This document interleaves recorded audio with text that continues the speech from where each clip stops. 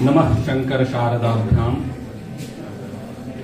ये ऋतः प्रवर्तन्ते प्राणिनः स्वेषु कर्मसु तं वन्दे परमात्मानं आत्मानं सर्वदेहिनां। नमः सभाभ्यः सभापतिभ्यश्च अत्र समुपस्थिताः कार्यक्रमस्य अस्य अध्यक्ष महोदयाः, महाविद्यालयस्य प्राचार्याः, समागताः अतिथयः, प्रियांसः छात्र छात्राश्च। अस्माकं कृते एतत् सौभाग्यस्य विषयः यत् एतादृशी सभा अत्र समायोजिता अस्ति। तत्र पुनश्च अद्य वक्तृरूपेण मत्कृते अवसरः दत्तः। एतदर्थं कार्यक्रमस्य संयोजकान् एतेभ्यः प्रति आभारं प्रकटयामि। विषय किं भवेत् इति एतैः उक्तम् आसीत् यत् वेदशास्त्राणाम् विषये किमपि यत् छात्राणां कृते, यतोहि अद्यत्वे परीक्षाकालः अस्ति, वार्षिकोत्सवेव भवति परीक्षाकालः, तस्मात् कश्चित् विषयसम्बद्धः एव विषयः स्यात् सम्भाषणस्य अस्य। अद्य मम विषयः अस्ति अत्र अग्न्याधानम्, अवसथ्याधानम्, तस्य विधिः, पुनश्च तस्य महत्त्वं किम् इति विषयमेव अभिलक्ष्य अत्र किञ्चित् वक्तुकामोऽस्मि। अवसथ्याधानमिति शब्दश्रवणे साक्षात् जिज्ञासा भवति इति अवसथ्याग्निः इति किम्?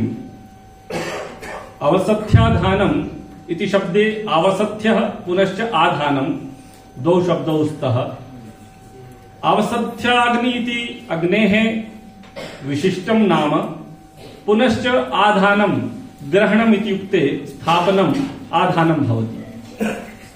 वयं हि भारतीयाः खलु अग्नेः उपासकाः। अग्नेः एकम् अपरं नाम अस्ति भरत। ब्राह्मणग्रन्थेषु उक्तमस्ति अग्निर्वै भरतो। तस्मात् भारतीयाः वयम् अग्नेः उपासकाः सन्ति। अस्माकं जन्मारभ्य मृत्युपर्यन्तानि सर्वाणि कार्याणि अग्निना एव सम्पूर्णानि भवन्ति। पुनश्च अस्माकं संस्कृतेः यद् ध्येयमस्ति तमसो मा ज्योतिर्गमयति,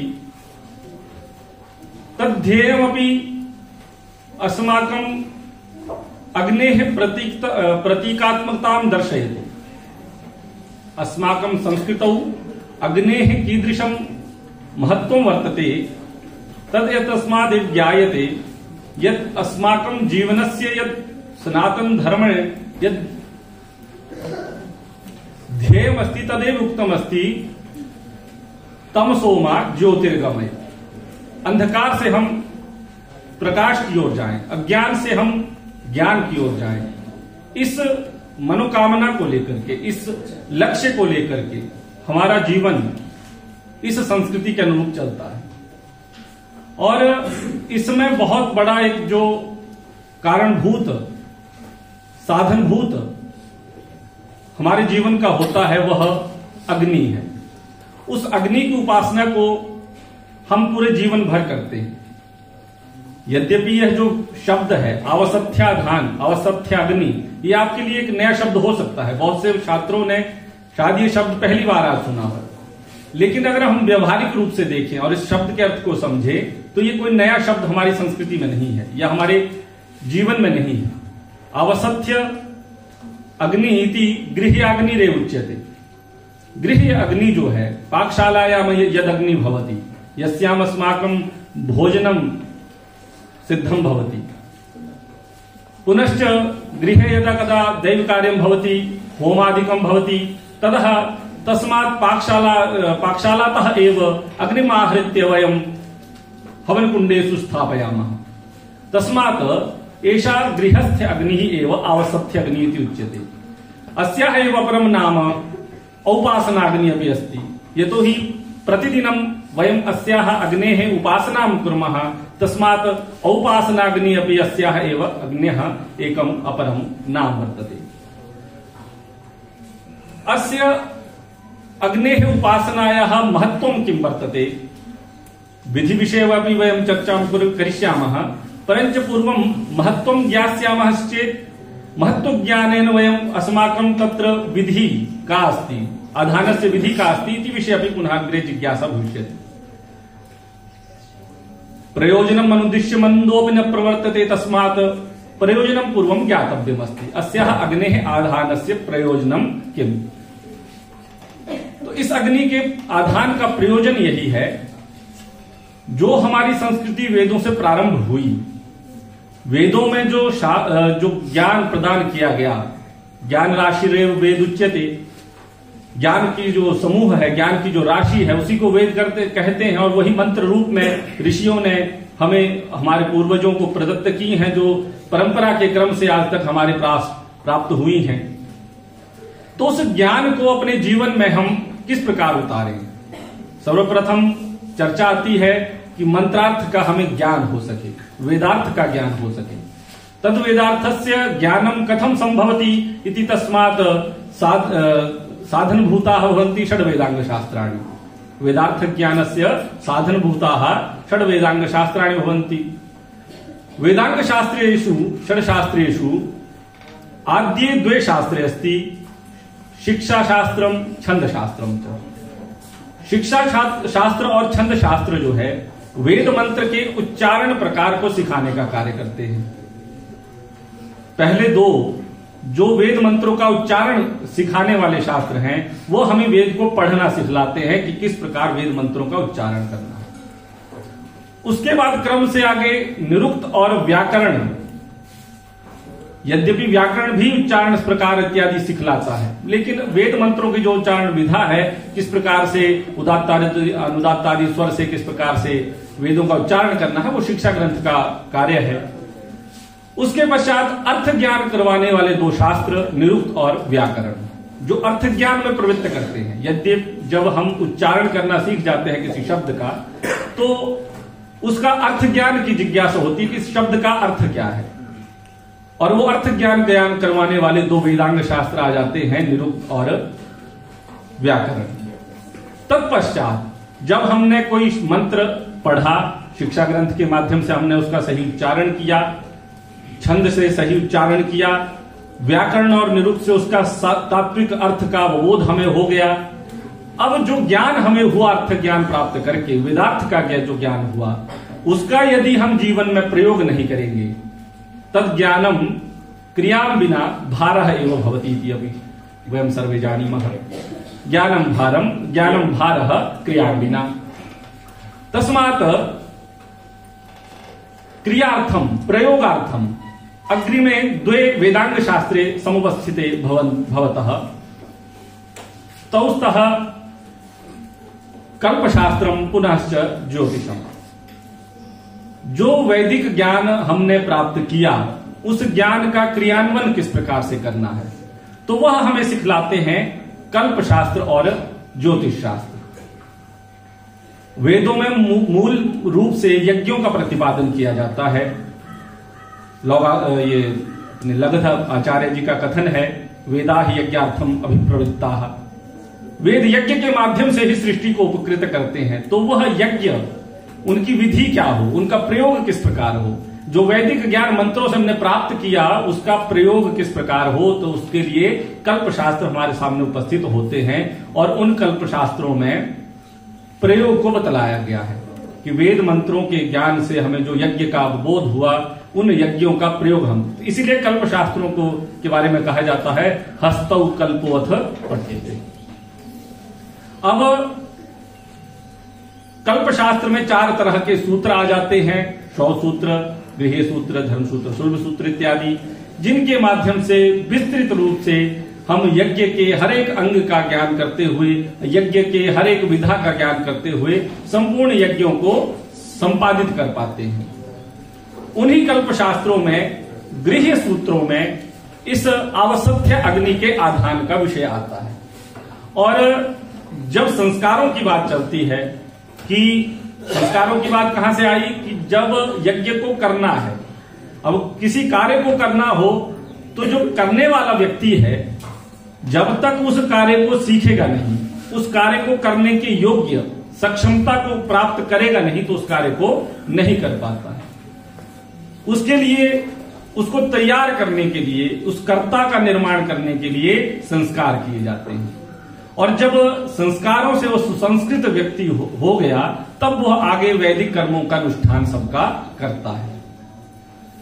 और जब वैदिक कर्मों का अनुष्ठान करना है तो प्रारंभ कहीं से तो करना है, और किससे होगा, तो वह इसी आवसथ्य अग्नि के आधान से वह प्रारंभ होता है।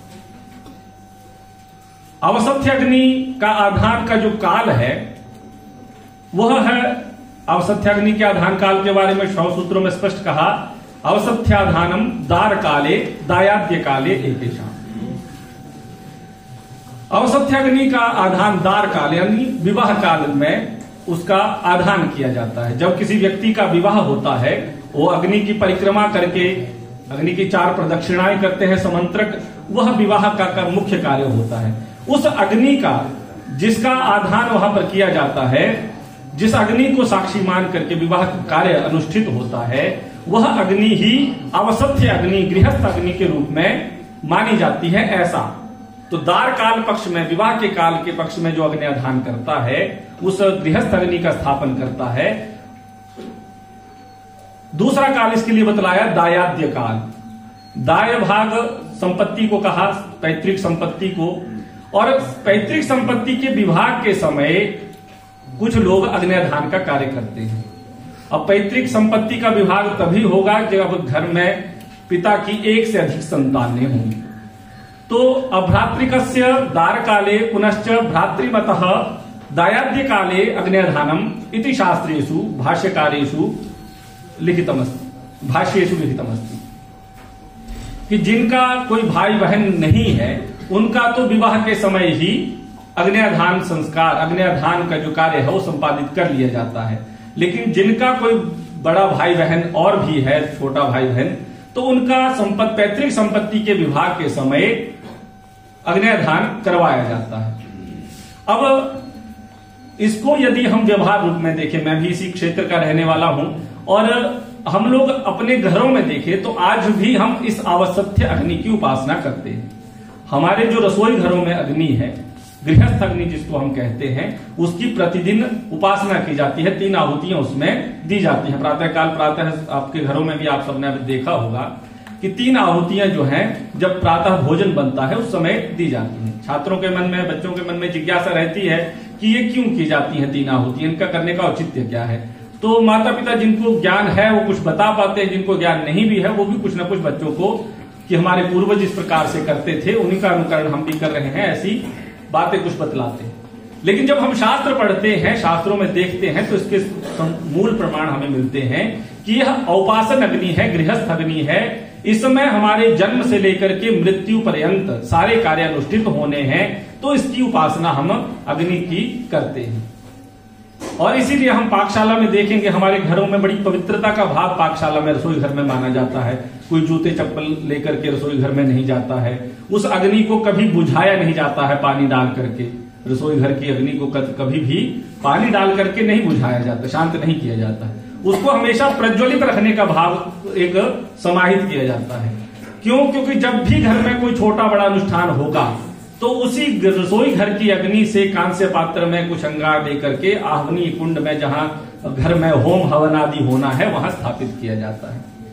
तो वह अग्नि जो घर में स्थापित है उसका एक अपना विशेष महत्व बन जाता है। और मृत्यु पर्यंत हम इसलिए कह रहे हैं कि जब घर में किसी की मृत्यु भी होती है तब भी पाकशाला से ला करके मिट्टी के एक पात्र में वही अग्नि शमशान तक भी ले जाई जाती है और उसी से फिर शवदाह का कार्य भी होता है। तो इस तरह से हमारे जन्म से लेकर के मृत्यु पर्यंत सारे कार्य जिस अग्नि में अनुष्ठित होने हैं वह जो हमारे घर की स्थापित अग्नि है वही आवसथ्य अग्नि, गृहस्थ अग्नि कही जाती है। और यदि प्रयोजन की बात करें तो ब्राह्मण ग्रंथों में इस अग्नि का साक्षात प्रयोजन किया गया है पंच महायज्ञ है श्रुते, कि जो पंच महायज्ञ हमने करने हैं किसी गृहस्थ के लिए जो अनिवार्य कार्य है पंच महायज्ञ करना, वो सारे पंच महायज्ञ इसी अग्नि के माध्यम से अनुष्ठित होते हैं। उन पंच महायज्ञों में ये है अध्ययनम ब्रह्मयज्ञ, पितृयज्ञस्तु तर्पणम, अध्ययनम ब्रह्मयज्ञ पितृयज्ञस्तु तर्पणम, होमो देवः बलिर्भूतो नृयज्ञोतिथि पूजनम।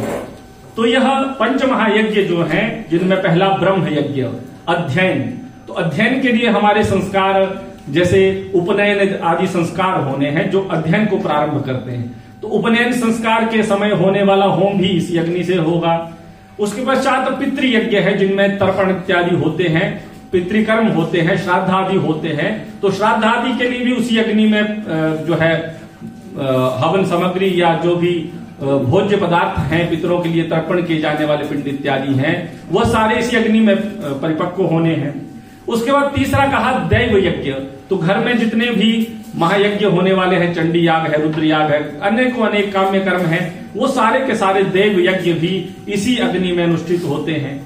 उसके पश्चात भूत यज्ञ, बलि इत्यादि यज्ञों में जैसे हम कोई भी दैव यज्ञ करते हैं उसके अनुसार 10 दिक्पाल इत्यादि के लिए जो बलि करते हैं वो भी उसी अग्नि से प्रज्वलित की जाती है।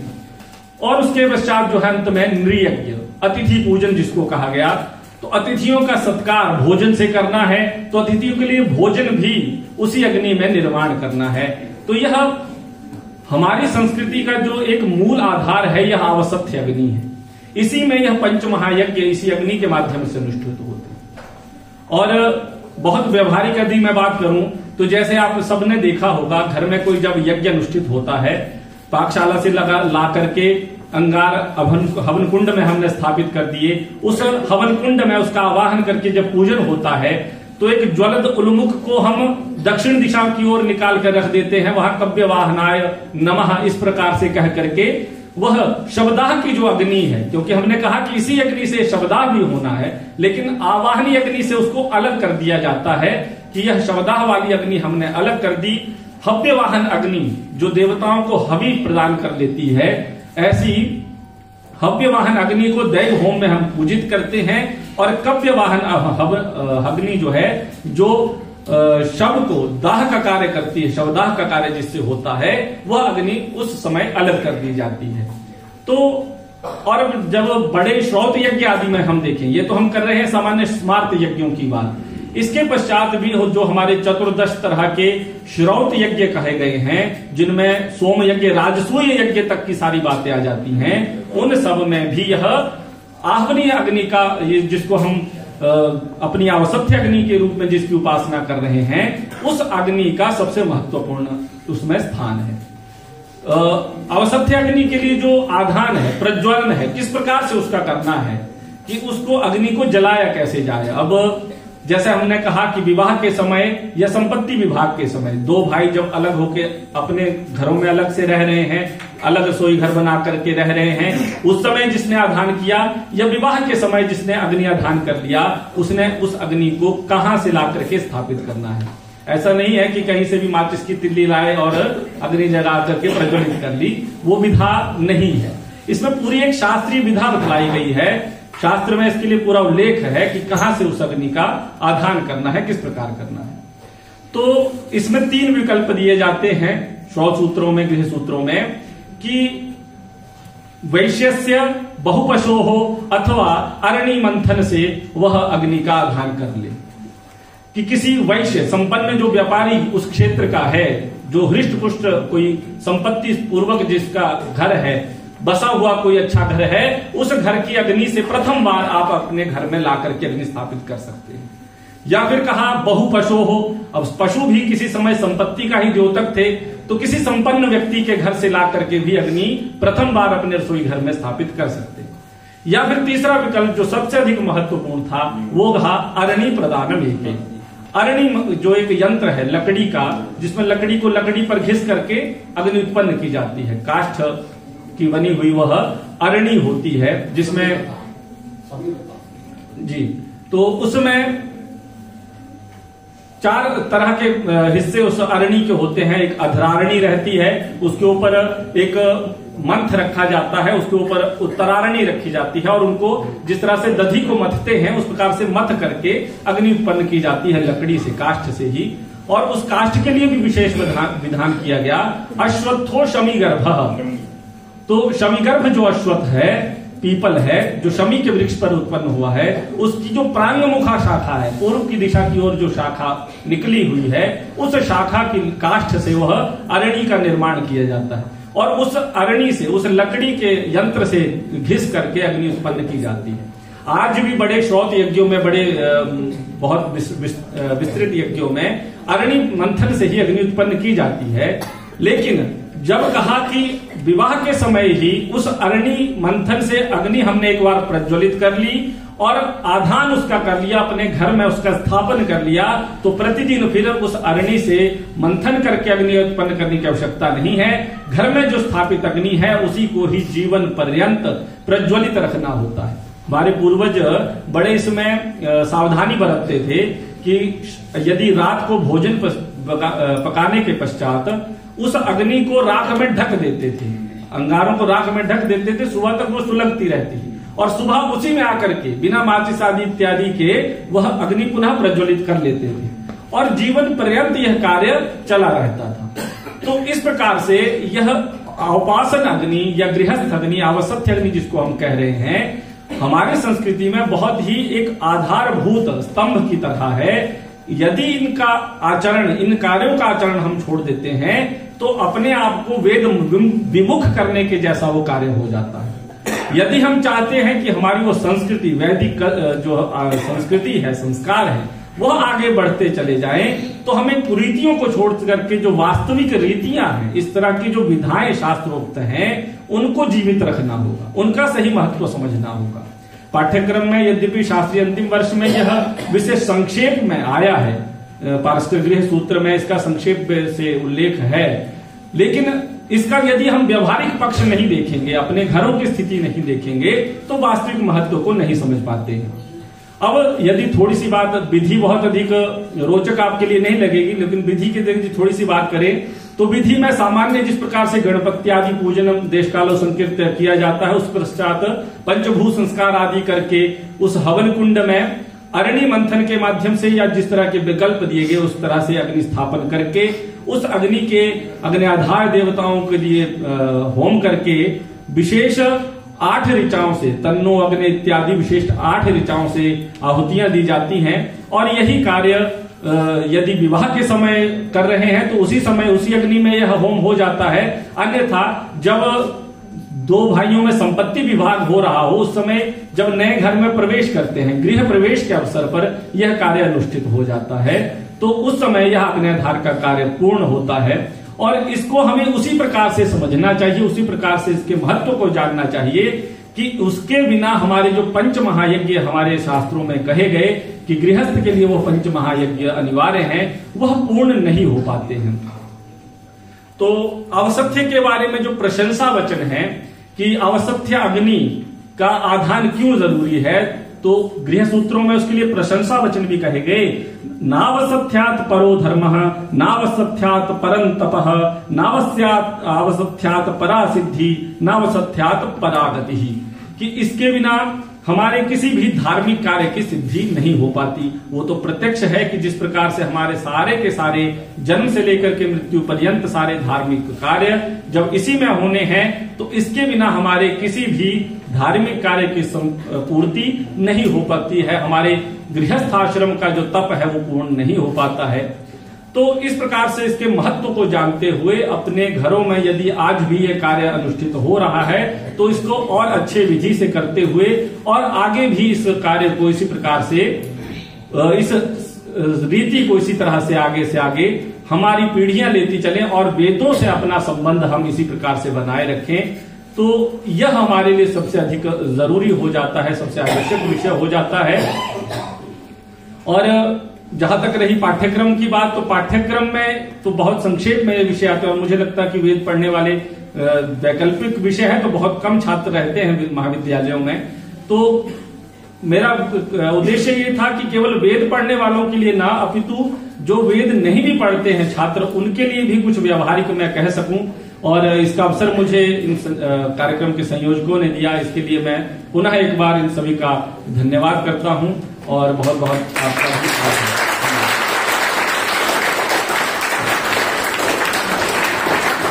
अत्यंतं सरलभाषया सुन्दररूपेण अस्याः अग्नेः विषये आचार्यैः अत्र प्रतिपादितम्। अहं शृणोमि स्म यदा यदा वैदिकाः मिलन्ति, यही वो अग्नि है जिसे एक बच्चे की तरह पाला जाता है। बहुत जैसे एक छोटे बच्चे की हर तरह से सुरक्षा की जाती है, वैसे ही जो अग्निहोत्री आज भी पूरे भारत में बहुत गिने चुने ही है जो इस समय पूर्ण प्रक्रिया के साथ ऐसे अग्नि का आधान करके पूरा जीवन जी रहे हैं। एक छोटे बच्चे का लालन जैसे करते हैं, ऐसे ही उस अग्नि का भी संरक्षण घर में किया जाता है। सर्वेष्वपि गृहेषु पूर्वम एषा अग्निः भवति स्म, तथापि अद्य संक्षेपेण सुन्दरतया आचार्यैः अयं विषयः प्रतिपादितः। अहम् आचार्याणां सन्नी कुमार महोदयानाम् अत्र हार्दं धन्यवादं ज्ञापयामि। अधुना अमित सरोज महोदयः साहित्यविषये स्वीयं व्याख्यानं 15 निमेषैः एव प्रददाति। अमित सरोज महोदयः।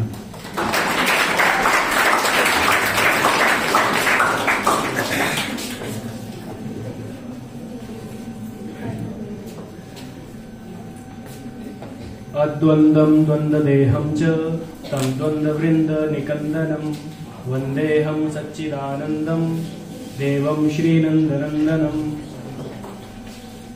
आदिमञ्चं विराजमानाः गुरवः,